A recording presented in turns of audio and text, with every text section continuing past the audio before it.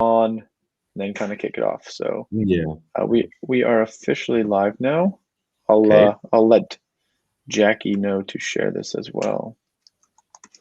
So how's the weather in Hong Kong right now? So it's actually getting pretty hot. I think today was the first hot weather warning that they've had, meaning that it's going to be very hot this summer. It's already high of 31 degrees. Wow. No, we have to wait here in Germany for a while. We had a wonderful weekend, like 28 degrees, something like that. Nice. But then it dropped again down to 10 degrees. So it's rainy, cold, ugly outside. So we have to wait maybe 1 more week or maybe 2 more weeks. Which part of Germany are you guys in again? South Germany, in Munich. Okay. Close to the Alps. Nice. Close to Italy, close to Switzerland, close to Austria, close to many other countries. Beautiful. No, that's a beautiful part of the country. Yeah, it is. It's actually the part of the country where everyone else does his holidays. Actually, yeah. This is where we live. Yeah. My first, I've been to Germany a lot. I spent a decent amount of time there. But my one of my first trips there was we went into Frankfurt, and then we went down to the southern part through Austria, through the Alps. It was super nice. Yeah, I think we went to Innsbruck and a couple other places. Obviously, that's not Germany, but was it in summer or in winter? Summer. Summer. Summer. So it's actually really great in both seasons. In summer, it's great, but if you are watching that region, visiting that region in winter, you have all the snow and can do a lot of skiing, snowboarding, and all that stuff. This is really nice. Even from Munich, it's like a 45 minutes drive to the first skiing resort here. Yeah. Nice. That's awesome. This year, nobody wants to do that. Oh, I bet. Bit of a different, bit of an odd year for sure. Yeah, for sure. Hopefully, we can get back there soon enough and come pick up one of those beer steins that you got there. Actually, the cool thing is my whole company, we all receive our injection next Wednesday. Okay, that's good. It's going actually, I get the second jab Friday. Okay, cool. I'll be all sorted supposedly on Friday. So great. So we've got some supporters here. We've got Welt der Wunder coming in from Munich, Dominic from Philippines, and Tolga, I'm assuming probably in Turkey based off the name. Yeah.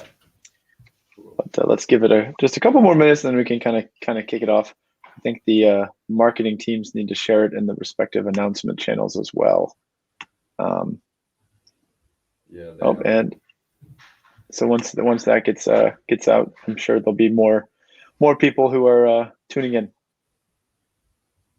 Cool. But we got some time, so all good. What time is it in Germany right now? I guess it's like around lunch. Yep. Yeah, 12:30 something. Okay, that's right. 6 hours behind us then here in Hong Kong. Mm-hmm. Hi, Tim, and hi, Alchemist from Switzerland. So we got Switzerland now. Got Singapore. We've got quite some amount of people, quite some different countries represented, which is great. That is definitely one of the cool things about crypto. There's all sorts of people from all around the world who are part of it. So we have so wonderful communications every day. Once in a while, people from 3 different countries. One is in Australia, the other one is in Canada, another one is in Thailand. That's big fun. Suddenly, the small becomes really small. Yeah, for sure. It's all over the world, but kind of everyone knows each other to a degree. It's particularly once you've been in the industry for long enough. And just wait until they open up the conferences again, then it's really going to go crazy. Yeah. Alrighty, well, I'm sure more people are going to filter in, but let's just kick it off while things are coming along. So really glad to have you guys here today. This is obviously a project that I'm very excited about. due to my personal involvement in it, and obviously the involvement of MantraDAO as well. So very very excited to welcome Hendrik and Eugene today here to share a bit more about their upcoming project that's going to be launching on Zendit.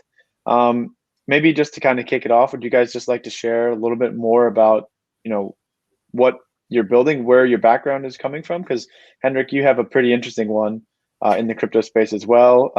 Obviously, one of the first projects you were involved with was, was how basically I got introduced to you through Crypto's Batman. Shout out to him. Yeah. He was a big supporter. So the world is small, like you said, and we'd just love to hear kind of like your story, both on the crypto side and maybe on the more traditional side, because obviously you've got significant amount of experience in the media and movies business. Yeah. Okay, my name is Hendrik. I'm a producer, journalist, filmmaker, most of the time documentaries. Entrepreneur and father and whatever. No, actually, I started my career pretty early when I was in my early 20s. Actually, I was 20, founded my first company when I was 21, production company, moved over to the big networks, became a producer, format developer, these kind of things. Was kind of lucky that few of my shows I developed became a quite huge success. Out of one of my shows, I've created the company Welt der Wunder, which can be translated as World of Wonder. It started as a popular science show every Sunday at 7:00 p.m. And that really became very, very famous in all the speaking territories. But we sold the show into more than 30 countries. I outsourced the format to my own company. We became quite a international operating production company, producing more or less factual entertainment stuff. Yes, that's the background. That's why we are sitting on a huge network of really, really cool friends sitting in networks all over the planet. And at a certain point, we transformed the whole business into our own TV network. That was in the end of 2013. So the show became a nationwide German broadcasting network. We opened up another one in Switzerland. So now we are broadcasters and producers. And in late 2016 already, I was sitting together with friends from Swiss Public Television, and we thought about we have to do something for the content trading world. Very analog system, hasn't really changed 100 years.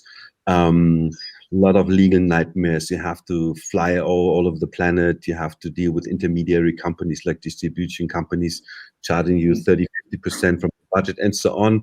And I said, we are in a digital world now. Let's digitize the marketplace the way it is and really, really translate everything we know out of our experience into a more modern virtual platform. This is how it starts.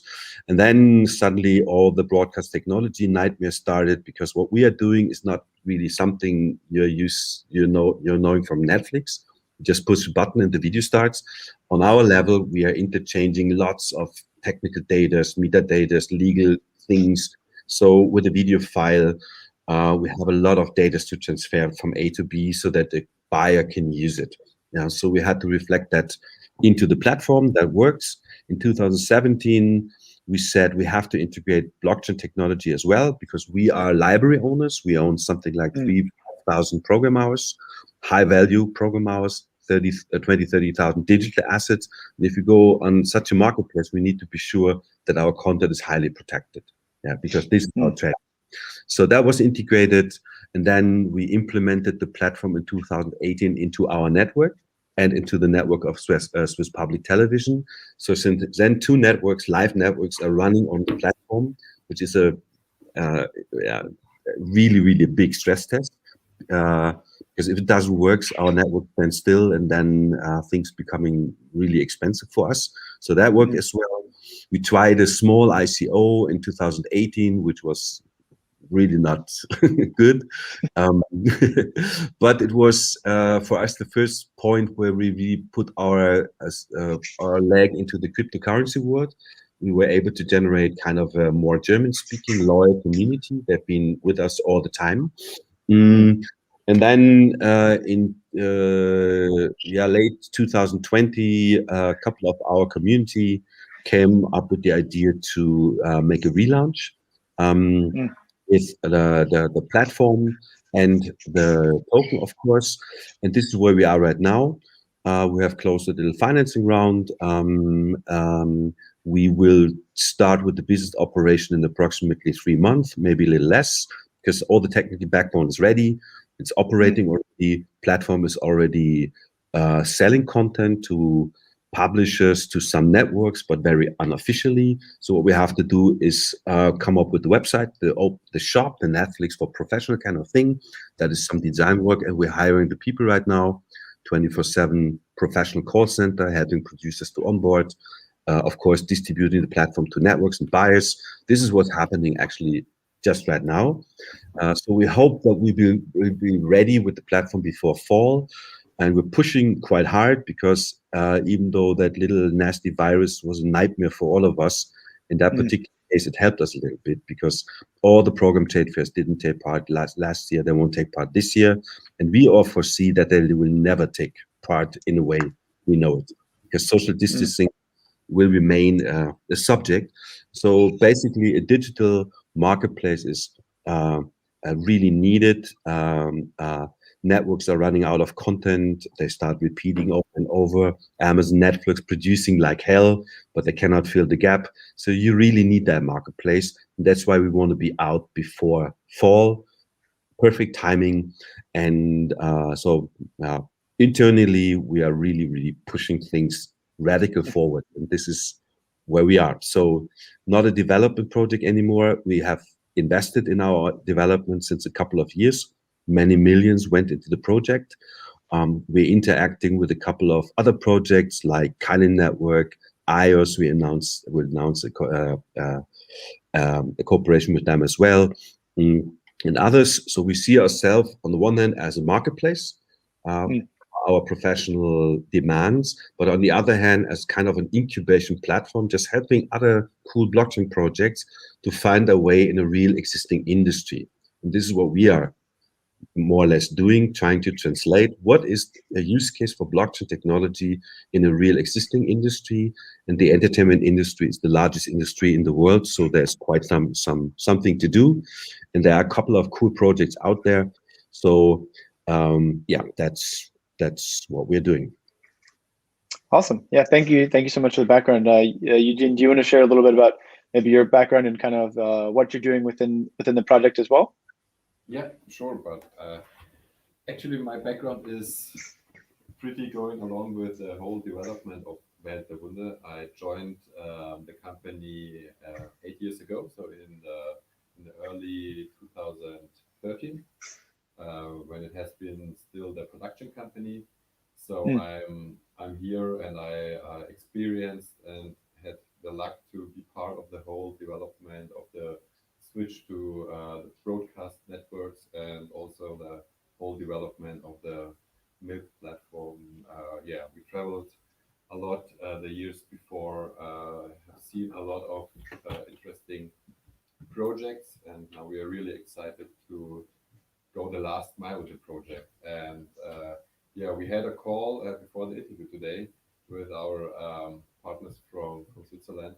And it's so exciting what's developing in the background. It's really amazing. Yeah, I think we will not talk too much about that right now, but it's just keep in mind the phrase of citizen journalism, and that's really amazing. So I'm really lucky to be in this media and entertainment industry, because I think it's really exciting, and it's very exciting time because it's changing so fast. The technology is ready. Yeah, and like Hendrik says, it's now the time to get the puzzle parts together and be on the road with the power. Yeah. Yeah, sounds great. And I think just one thing to kind of note before we kind of get to some of these quick questions we'll pop in. That this has been a legit business that's been around for quite some time now, and is obviously making a change, and maybe not even a change, making an upgrade, let's say, to their business model by implementing a creative use case of blockchain and cryptocurrency technology. So that's something that we'll definitely talk about a little bit more about the token and how this whole platform and ecosystem is going to function. But let's just get a couple of shout outs to some of the people asking some questions. So Michael Sue is asking, how can I get allocation to MILC? Great question. We will be sharing more about that later. But obviously, we'll be launching it on Zendit very shortly, just next week. So that is probably a great place for Michael to get some allocation. And then there's some other comments. Seems like they asking Eugene to turn the volume up just a little bit when we for the next question. And Mr. Hi, just observing. I learned that it looks like Hendrik Hay, but actually it's pronounced Hi in the old German style. So most of the time when I go to English-speaking territories, after a couple of days in the hotel, I'm always Mr. H-E-Y, because nobody can pronounce H-E-Y. I bet. I bet. Well, I honestly, it like, because you're from the media and television industry as well, it almost seems like it could be, like destined to be, like almost like a stage name of sorts, but it's the real thing. It's the real McCoy. So let's see. Tolga had a question. Tolga was calling in from Turkey and is asking, how would MILC impact in countries like Turkey? Media is controlled by some big groups and journalists just trying to control their active area via publishing, YouTube channel, etc. So I think the question is, well, maybe a bit broader. No, it's a cool question. It's a fantastic question. Yeah, okay. It's a nice bridge. It comes to what Eugene just mentioned. This is actually, beside the fact that it is a business model that behind the project is a real existing company. We're a company since 25 years, so we really know what we're doing. Beside this, we love journalism, we love faction entertainment, we love the entertainment industry a lot. And of course, the whole platform was developed to protect producers, because they are the creators or journalists.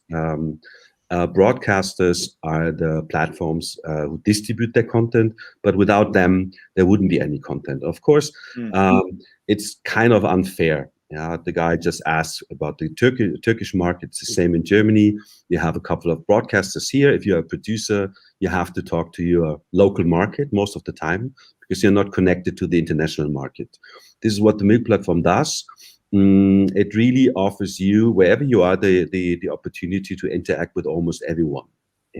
So as a Turkish producer, you might do not know that there is a network in Brazil who'd love your content. Because you have no opportunity to meet those guys. Even if you're on a big fair trade, you might do not see them. So the world becomes way smaller, and it's an advantage for network as well, because I do not know whether there's some nice and interesting content in Turkey from a great producer. I would love to acquire that content because I'm a network as well. So even for me as a buyer, it's a big advantage. If it comes to fairness and more transparency, this is what we actually do. What we want to set up is that it's basically the blockchain technology use case, kind of a license notary, so that will really become kind of a witness to just make sure that nobody steals your content, copy your content, or just do some stupid stuff with that. But even if you talk about those things like censorship or whatever, nobody can censor the MILC platform. It's not possible. And of course, we will establish kind of some tools for journalists to interact with any news station in the world via that decentralized app. This is the Citizen Reporter app we're just talking about. We just came out of a call where we just saw the final version of that thing. Unbelievable good thing. And out of my perspective, with a great opportunity to have a big social impact. The platform itself is nothing more than someone who brings A to B, bring the people together.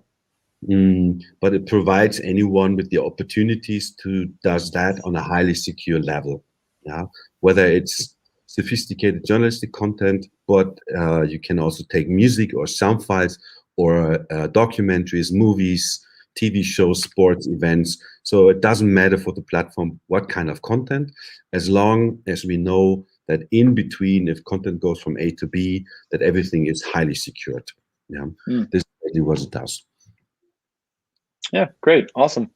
We've had a couple others coming in saying hi from Nigeria, and MantraDAO to the moon, MILC to the moon as well. And Radomir had a good question about the tokenomics. Obviously, we haven't spoken about that, and I think that's something that we can get into in just a bit. But just to give some context here, so he's asking basically, are you sure it's a good idea to unlock all tokens brought forward at Zendit at the time of listing? Why don't you choose the option of giving away 20% allocation per month? So this is a consideration that obviously goes hand in hand with the tokenomics developed by the team, as well as MantraDAO and ourselves. There's two distinct things that we need to consider here, or at least I would say at least two. One of those is the fact that the token is going to be launched in a dual token ecosystem. So there's going to be both Ethereum token and there's going to be a BSC token. If anyone's trying to utilize the Ethereum network today or in the past couple of days, it is challenging at best. It is extremely annoying and expensive at worst, almost mind-numbingly annoying at times because of how expensive it is. And that is something to keep in mind when you're talking about having a vested token, when each type of transaction that you're going to have to do to claim those tokens on a monthly basis can add up. And that could potentially eat away at your investment returns for the asset. So that is something that is a pretty significant consideration for us when we launch these tokens, because on the MantraDAO Zendit platform, we can do immediate locks, we can do vested contracts, we can do linear unlocks, we can do basically everything. So this is just something to keep in mind. And I think the other thing to consider is just that every different token project has their own unique tokenomics. And I'll let Hendrik and Eugene share a little bit more about the tokenomics that they've developed down the line. But I'm fairly confident that they've developed a sound tokenomic system to facilitate their needs in terms of what type of vesting schedules and whatnot the various token buckets and tranches follow.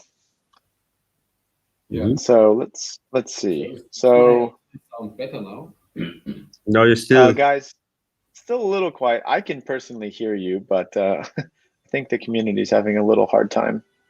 So is it better now, or go closer to the mic? Maybe you only see your mouth. So there are a couple of questions. When will it launch on Pancake? I want milk on Pancake. To be on the same day. So TGE is. Do you guys want to share about the launch plans? Just like quickly. Yeah, we are launching at your platform, JP, and at the same time on BSC Pad. So it's a dual launch structure. This goes on hand in hand, so at the same time. And yeah, this is how we're doing it. And is there going to be any bridging, or how will people be able to go back and forth? Yes, there's going to be a bridge to easily swap back and forth. Those are the technical details my guys are working on right now, but this is the intention, to make it really easy to interact, whether you're on this platform or on that platform. Basically, the main token is an Ethereum token. But the world is a little bit more divided up at these days. We just want to make it as interactive as possible. Yeah. Sure. Regarding the vesting, we have talked to our investors. They all agreed on a fair vesting period. So we just want to make sure that we can achieve as much as possible in organic growth. There's less vesting for the public trade buyers, of course. Yeah, there is no vesting at all. They will get 100% at TGE then, and for private investors, they will get 25% on TGE, and then 25% each month, but on a weekly distribution. So we really have a healthy flow into the market. And maybe what's different to other projects is that we have a token swap as well, because as Hendrik mentioned, we had a first fundraising in 2018, And for us, it's really important to still keep this community. So we have about 9.5% of the whole allocation, which is allocated in the swap. So really, the first supporters won't be just like lost or forgotten, but they will receive MLT as well within the swap. So this is why we have maybe a little bit a smaller allocation for the public sale, but this is because yeah, we want to be fair and we are working on a long-term development, and this was really important for us. And what you have to understand is that we have a strategic reason by doing that, because on the one hand, we are interacting with the cryptocurrency world, which is really great, and we really need as much support as we can from that side.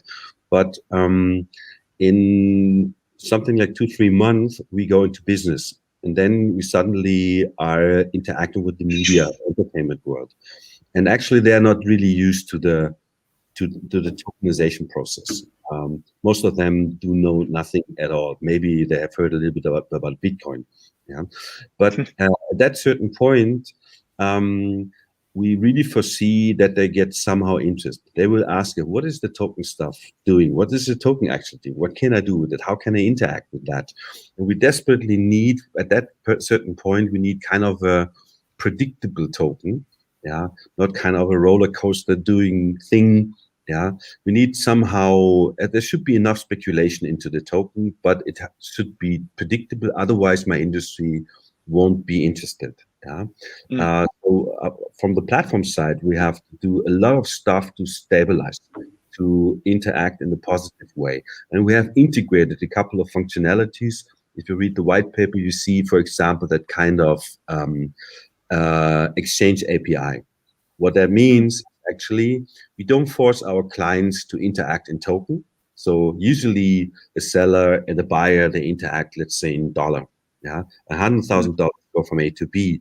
What's happening in between is that we exchange these $100,000 into MLT, means impact on the buyer side, on the secondary market, and we pay out the $100,000 out of a cash account.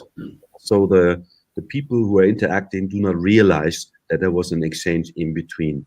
Basically, it's a positive influence on the secondary market, and we stake because we need the token for other stuff. And we need them for partners that want to use the token for marketing reasons.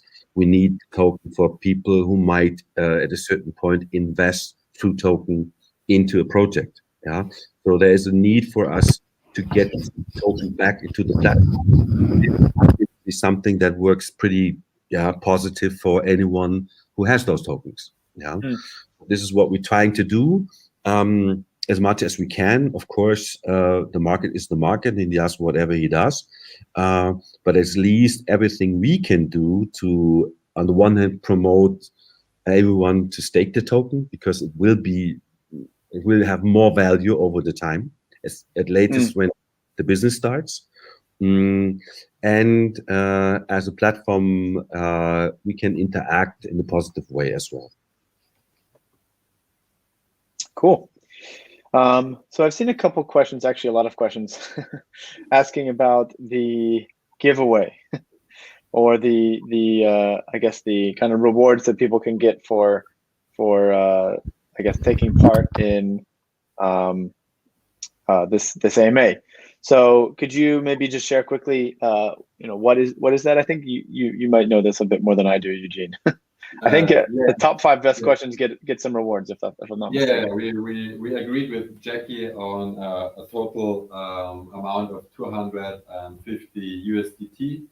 So this will be shared with the top 5 questions in the AMA, which we will choose afterwards. And this is why we need also the Telegram handle from everyone who is asking a question, so we can afterwards get in contact with them and tell them they won maybe a 50 USDT out of the reward pool. Alrighty, so if you want to take part in that rewards program, make sure to ask some good questions. I think Tolga so far is leading the way with some good questions. But if Tolga's in the front running. if you're talking about the reward system, this is another cool feature which we have integrated in the platform itself. Because I, as a producer, I, as a broadcaster, whatever I do, I air it and I receive feedback the next day, which is not good. Yeah. My audience tell me later whether I did the right job or not. That's why we have integrated a structure where a creator, whoever he is, whether he's an actor or a director or producer or writer, he has the opportunity to open up kind of a focus group with the audience. And just start asking them questions. And as we all know from the professional industry, the audience is always right. They have a good feeling of what is good or not. It's a good idea for the creative side to ask the audience in advance and make them become part of your creative journey. And as those informations have a really high value, many companies paying a lot of marketing to receive those information, that should be rewarded. And this is an use case of the MLT token, so that I, as a creator, I open up a focus group, I buy some MLTs, and I reward my focus group, my future audience, and I ask them just to support me, give me some creative feedback, do some influencing, tell your friend kind of things.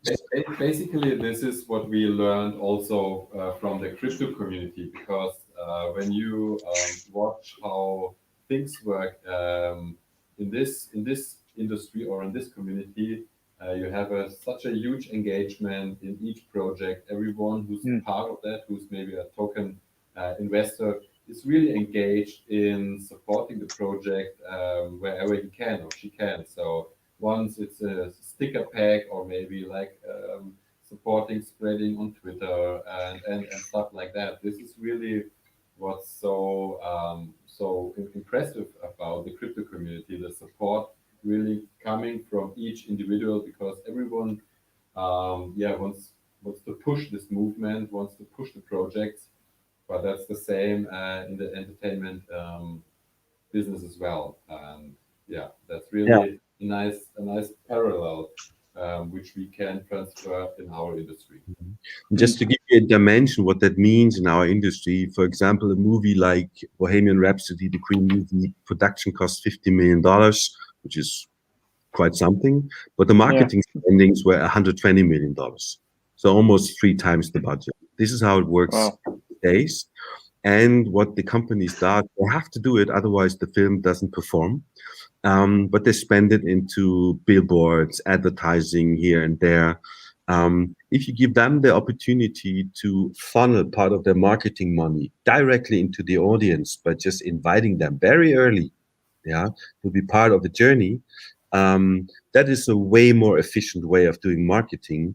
And this is the way how anyone, if he's just willing to share something with a creative project, can participate from that money. And again, how does it works? If I'm the promoter of the Queen movie, I buy some MLT tokens, otherwise it doesn't work. So quite a huge impact on the secondary market, and I release it slowly to my community over the time.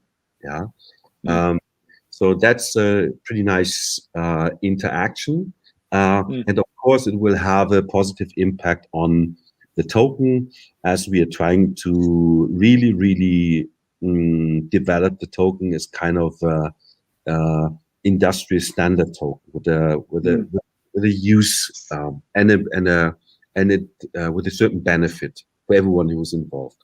There's another aspect how we would do that. I said when we open up the platform in approximately 3 months, it's going to be a B2B market, professional buyers, professional sellers first.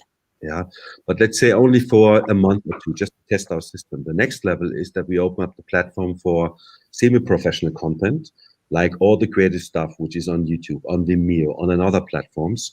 And the reason for that is I, as a broadcaster, I see that stuff, and once in a while I really like it. I would love to air it, but I cannot. I don't have the legal allowance to just steal the content from you and just air it. and monetize it. Yeah, but I would love to do that. So what we have integrated is you have shot the funny cat video yesterday with your iPhone. You put it on YouTube. I would love to have it for what a funny clip show. Yeah, you receive a license hash from the MILC platform, and you just express your license wish, whether you want to have $1, $10, or $1 million. It's up to you. And from that moment on, I, as a broadcaster, professional, I don't have to interact with you directly. I just take the license. I'm legally on the safe side. I make the transaction, of course, in MLB. Otherwise, it wouldn't work. Again, it's a nice bridge between the professional system and the semi-professional system. We might support some creative guys out there, trying to find their way into the professional system. And on the other hand, suddenly you have 5,000-6,000 networks who have professional access to YouTube content. Yeah. And personally, I would be able to create 10 new shows only out of YouTube content if I could. Yeah. But I can't right now. So this is what we're doing, trying always to find the bridge. Okay, the professional system is big enough. Yeah. But there's a semi-professional layer. There's the audience. And I think it's going to be for the first time that this is all integrated in a marketplace. Yeah. I've never seen that before. Yeah, very, very cool stuff. So I'm just going to quickly shout out to Maha Bareen, who's very, very interested in this giveaway and is asking us to talk about it again. So Maha, you have to ask a question and be one of the top 5 questions asked during this presentation in order to receive one of the prizes. So Maha, if you want to receive one of the prizes, please ask a question to the team here. Where's the giveaway is not a good question. Yeah, giveaway is not a question. It's just a word.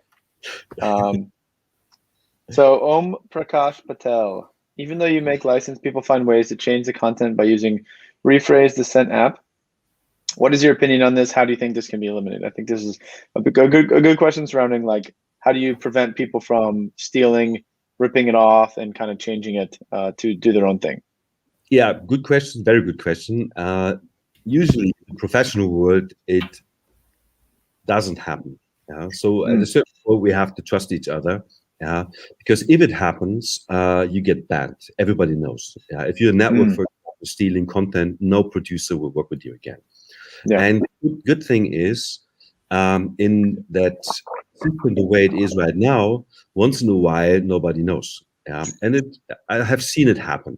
I'm a producer as well, and before I became a network, I was interacting with networks. We've been always a quite strong production company here in the German-speaking territories and everywhere else. So nobody did that with us. But if you are a single producer, you pitch your project in a network, they don't want to work with you because they don't know you. 2 months later, you see your idea on television. You most of the time have no chance to do something against that because they're much stronger. This is what the platform is for, and this is what blockchain technology is made for. This is the main use case of that unbelievable technology. Because at that point, if you have pitched your thing or stored it on the platform or offered it on the platform, you are protected. Yeah, it's not that we are we're actually the level before it goes to court, but nobody will go to court with you because there is the evidence. It is in the blockchain. Yep. Yeah. And even though what the platform will do, we will be kind of a witness. We see that somebody is stealing, somebody is doing this, something that we throw them out of the platform, of course, and we tell everyone, because it's completely unfair, especially if you're not a strong producer, if you don't have networks, if you don't have the money to pay your lawyers and this kind of stuff, they can do stupid things with you. And especially if you once have dealt with Hollywood, I did a couple of times, you really, really have to be careful. You really, really have to be really experienced. This is how they usually work. It's a pretty, there's a lot of sharks out there. Absolutely, absolutely. And they smile at you while you're signing the contract. Seems to be nice. You haven't missed that single word, which says you get nothing, we get all. Yeah. So it's really, really a problematic system. And we foresee that we really can destroy that. Yeah, because what we do is, for example, with our lawyers, we will offer kind of standard licensing contract templates. Yeah. So if you use those, yeah, you're highly protected. Don't go into individual negotiation with someone who does it way better than you. Yeah, just stick to those contracts and you're safe. Yeah, and that is, out of my perspective, another emotional thing, more fair. Yeah, and actually that's how the industry should be. Yeah, most of them are like that. Yeah, so but once in a while you have some big bad guys. Of course. Oh, great answer. I think Prakash was very happy with the response. So I'll go back to Maha again because he did ask a question. Cool. So Maha, I think you're not going to like the answer to this question, but the answer is we cannot talk about that. But we did answer the question, at least in some sense. Generally speaking, as a project founder, I'll answer this for Hendrik as well. You do not talk about the token price. You do not talk about speculation on price. You do not talk about anything publicly related to price because that can obviously get into some legal issues. We're confident. Well, myself and the team are confident that the price will do what it needs to do. There's a strong business behind it, a very strong team, and I think it actually goes into this next question kind of nicely. And one of the reasons that I was drawn to become an advisor for the project is actually because there is such a strong business sense and business case behind the project. The team knows what they're doing. Obviously, in the industry has all the connections that you can dream of that you can only get from working in it for so many years. So these are types of things that I find attractive with projects that are trying to bring a blockchain use case to their given industry. Then obviously, as Hendrik's been explaining today, there is a lot of reasons for blockchain in terms of fraud, protecting the fairness of the whole system, and then also even just kind of improved efficiencies in terms of how you can better spend your marketing dollars, et cetera, et cetera, et cetera. Opening up different geographies, and the list goes on. So that's my personal reason why I was so interested in the beginning. And then obviously when you get referred from someone who you know and trust, that also helps. But I'll also let them comment a little bit about your advisory team outside of myself. Obviously it's a very strong one. I'll give myself a little pat on the back, but it's built up of many very strong individuals from both the crypto and the traditional world. So maybe you could just share a little bit more about that for Ugur. I think that's a good question. Yeah. And actually, you've been one of the first actually. The way it was like that we went into discussion, spent an hour or two explaining the project to our advisors, and then they made their decision. Yeah, and the feedback was always that they got the business idea, that they saw there is a business idea. It's not something like we have to develop something and give us some money and maybe in a year or two you might see the product. So that it really goes out into the market very fast. Then the whole company can communicate like turnovers, revenue, growth of the company, which is always good that you can do that at a certain point. I think that was the main issue. And of course, the media system is something everybody knows. And as you said, JP, that we're not coming from the outside. That's once in a while the problem. There are some media projects in the blockchain world, some good one actually. But the tragic is you have to have a network. It's like if I come up with a blockchain project dealing with aviation, nobody else out of the industry would believe me that I can do something for the aviation industry or for the travel industry because I'm not a member. And it's really dramatic in the media world. Everybody knows each other, even though there are working a lot of people. Even if you know someone not directly, you have heard his name, you have heard about what he's doing, you can see his work. So it's a system of trust. Yeah. So it's huge different if somebody from the inside is doing something for the industry. So basically the whole platform was developed from professionals, 2 networks are involved. producers are involved, for the industry. Yeah, and everybody understands, okay, all we're doing is we translate an existing market into a better version, more digitized version. But you have to be part of the industry, otherwise nobody will talk to you. So it's a problem. Yeah, and what was the rest of the question? Talking about the legal side of it. Are there any attorneys or legal minded individuals? Yeah, very important as well. Of course, we have integrated all our law firms. We are dealing with licenses since ever. Yeah, and pretty big companies operating licensings since ever for the international market. And actually, the trick was at a certain point, I explained them what we have in our mind, and they realized we're going to take away their jobs because you don't need them anymore. That's the advantage of the platform.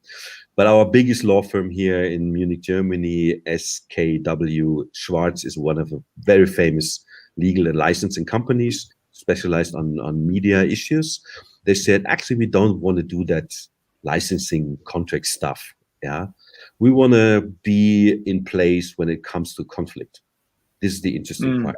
So they ask whether they can really be partner of the platform and help producers, for example, if they fight against 20th Century Fox.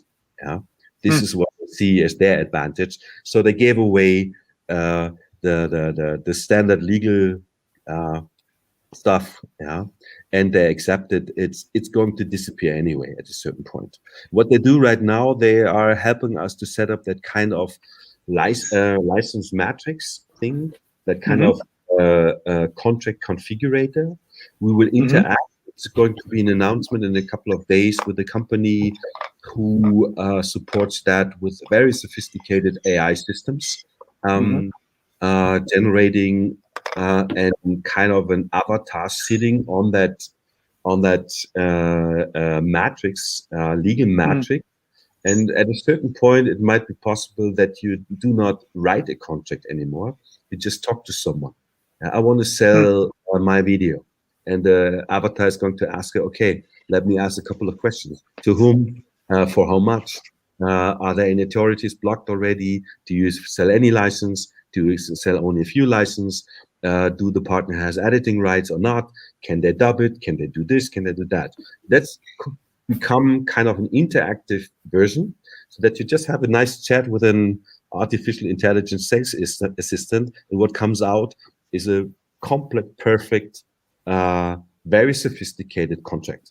Yeah, and this is what you add onto your video, and this is what it's all about. It's like, this is what I sell, and this is what I want to have. Yeah. Someone doesn't accept the contract, yeah, you have developed, yeah, then you should come up with a better idea, yeah, or you don't sell, yeah. This is how it works, and of course we need very, very professional lawyers supporting that, yeah, because the licensing thing is not only I buy a video, yeah. There's so many underlying rights in those licensing agreements. You have subsidiary rights, like you have to pay someone royalties, somebody has a name right, somebody has this, somebody the music rights, and so on and so on and so on and so on. You want to sell it not only for TV, you will sell it for corporate, online, you will sell your merchandising rights, and so on and so on. So it's a really bunch of opportunities when it comes to a licensing contract, and that should be reflected in a highly automized way. And we think that we will start with something that could be reflecting something like 60-70% of the everyday life we all know. But through the feedback of the community of our clients, we will learn and we will integrate more sophisticated things, so the contract configurator will become better and better and better through learning from the industry. Yeah. Oh, very cool. So I see, maybe let's do 2 more questions, and then we can kind of just go through the final details and then wrap it up, since it's almost an hour now at this point. So Joao from Portugal is asking about music production. would it be possible to search text phrases from your database so you can use certain vocal parts to use in a music track, for example? I think that's a pretty interesting one. Absolutely, absolutely. And he got the idea, which is cool. Yeah. I have to scratch on the surface all the time a little bit. Yeah. Because the media industry is quite complex, and I cannot really tell any detail of what the platform does. But basically, it's set up as a license matrix system. It's actually, you could use it for the automotive industry, for the fashion industry, for the music industry as well. It's always the same. Whenever it comes to licensing, you are facing the same problems. Yeah. So, and in between, there are opportunities which we can integrate. For example, the question the guy asks is like, this is what's happening every day when we are working on our TV program. An editor is sitting there and he's looking for a line of music or some sounds. Yeah. Most of the time he has to go to a library. Yeah. He has to license the music, cost him X amount. And there are a couple of professional libraries supporting the industry with that.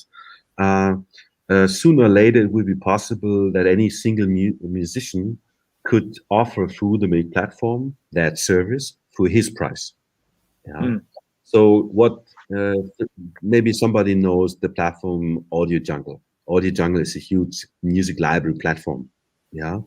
It's actually cool. That can be integrated, even that those things like Shutterstock dealing with photos most of the time can be integrated.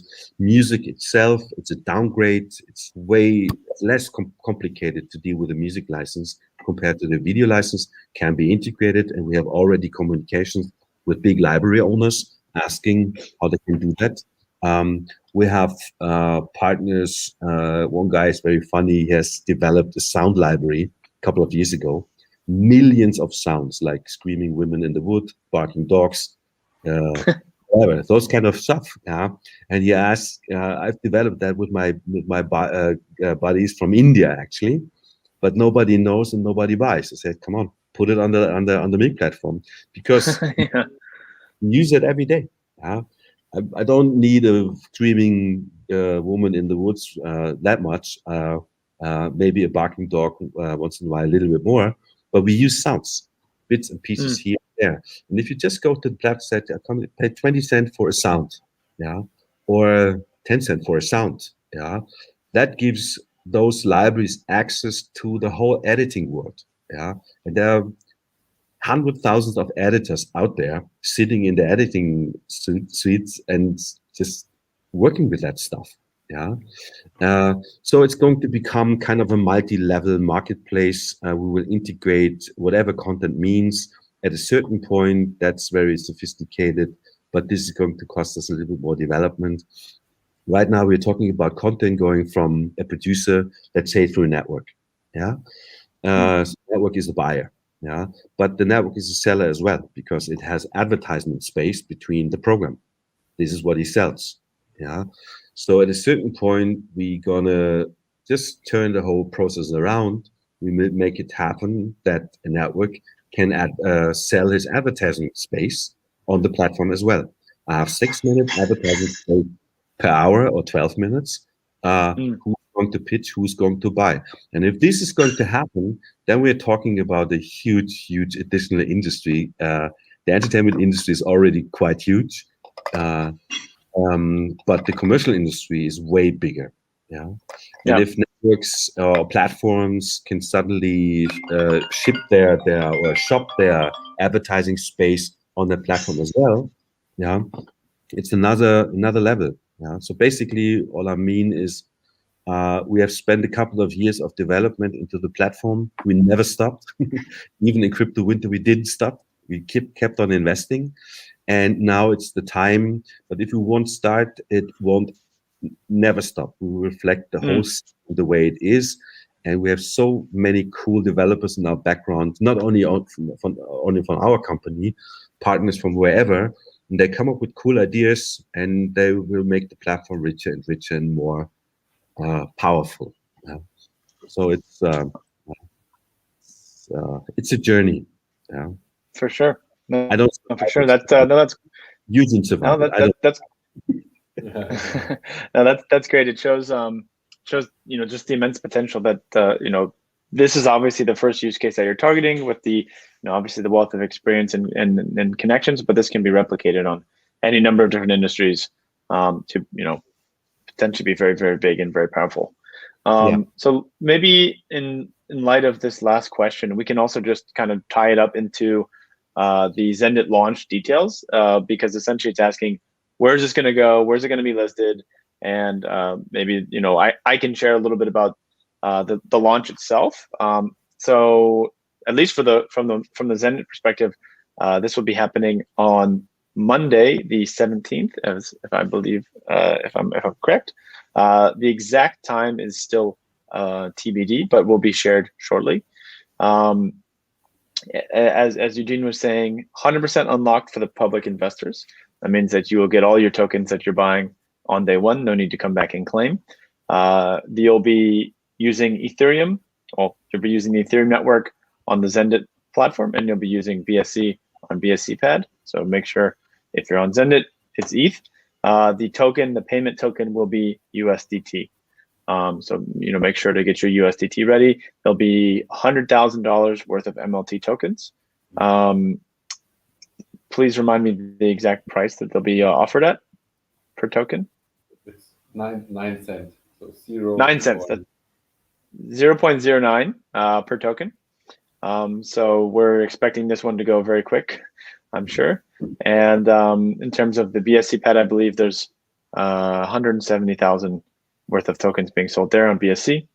So we're really looking forward to that. And again, that's Monday of next week. Time is TBD. I can imagine that there'll be an immediate listing following this on both PancakeSwap and Uniswap. And I'm sure down the line there'll be further centralized exchange integrations as well. But I'll let the core team share more about that. Yeah, absolutely. We definitely need a centralized exchange as well, because we need a fiat gateway. Yeah, this is what the industry needs, and of course we want to promote interacting with token over the time, and they might learn that at a certain point you can remain in the tokenized structure, but this is going to take a while. So that's why we need to offer our clients the opportunity to go within with a fiat currency into the system and go out with the fiat currency out of the system. And that's why we're definitely looking for a centralized exchange. And we have started the discussion. We want to start first. Actually, I do hope that even those exchanges sees the value of the platform, because basically we're facing a completely new group of clients, potential clients. If we can make the media industry and everyone who's working in that industry attract to those kind of token structures and systems, that could make the market way stronger. Yeah, and that's why we hope that we can find one of those top 5 centralized exchanges. Well, I mean, one thing I can certainly add as an advisor to the project is, MantraDAO is listed on many of the larger exchanges, so I'll be sure to help coordinate introductions and make sure the connections are in the right place. So actually, the one thing we didn't even talk about, and unfortunately we've run out of time, but one thing that I was interested in talking about, because Hendrik and I have talked about this in the past, and we're on the verge of announcing and launching our new kind of regulated offering suite within MantraDAO, which is the regulated launchpad, regulated DEX out of the US with our broker-dealer partner. So that's on the way, and Hendrik also has a very, very large library of content that is ripe for being tokenized. So potentially can see some further collaborations down the line on the more regulated side, and potentially some sort of STO or the like. Absolutely. That's basically the larger picture. So the MILC platform is that very important strategic project of Welt der Wunder, of World of Wonder, the company.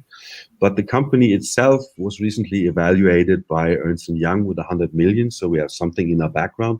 That's mainly the library, the value of content we have, plus other stuff. And of course, while we're sitting here working on that STO kind of model, together with our regulators, and hopefully we can cooperate on that quite soon. Of course.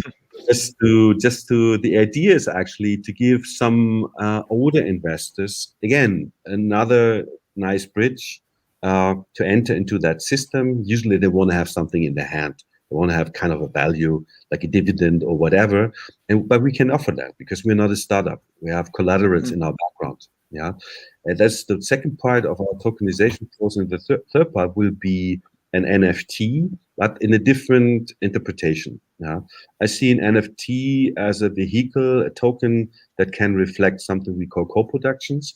Usually co-production works. You have the idea, have the money, 3-4 pages contract, whatever comes in is going to be split 50-50. Yeah, the problem is many ideas, less investors. Yeah, if and really put that in a regulated NFT, that basically means project goes in, yeah, and suddenly it's able to interact with everyone. Yeah, whether you contribute $1 to a movie or $1 million, doesn't matter. Yeah, but it's a regulated one, and the NFT only reflects the technical opportunities. So if that comes in place, I really foresee a stampede running over the platform because this is what every producer is looking for. They need investment. They want to do something. They want to make movies. They want to produce show. And there was not a single day where, since I was in the cryptocurrency world, where someone asked, "How can I invest in a movie? How can I invest into TV? What can I do?" Yeah. And actually, right now there is no opportunity. You cannot knock on Disney's doors and ask whether I can invest in the next Star Wars movie. It's not possible. Yeah. Suddenly it will become possible. And again, yeah, if you're interacting suddenly with 100,000 people, this is your audience right away. Yeah, if somebody has invested $1 in your movie, he will talk about that with his friends. He's going to be a fan. Yeah, so actually, it's more than just an investor; it's a promoter. Yeah, and I was talking about the Queen movie, $50 million production cost, 1.2 billion revenues. So there's a lot of money into the movie industry when it becomes a success. Yeah. And the cool thing is for an NFT investor, you're not standing somewhere in the last position. You're suddenly a co-owner. You're in the first position. Like if you are a co-owner of a house. Yeah. And that is really, really valuable. I really foresee that this could change movie or content production. Yeah, that this could change content production really a lot. Yeah, because once in a while, movie producers, they come up with the idea. Actually, it's good, but the network doesn't understand. They rip the script apart. They do not understand the creative work, or they don't believe in that. I don't know. Yeah, if you suddenly liberalize that by interacting with the audience, who might understand, I foresee that suddenly wonderful projects will come to life, which never would have made it to the market. Yeah. Sure. So that's basically what my vision of my company is. I want to push that in a completely tokenized direction. My vision is to become the first global fintech tokenized media house in the world. This is what we want to be. Very cool. I think that that might be the absolutely perfect place to end it. To be honest, that's a really big vision, and I think we're excited to take part in every step of the way. So I think there's a lot of different areas to collaborate on. Obviously, we're very excited about the first step, which is on Monday. So everyone who participated here today, please get ready. It's going to be a big day early next week.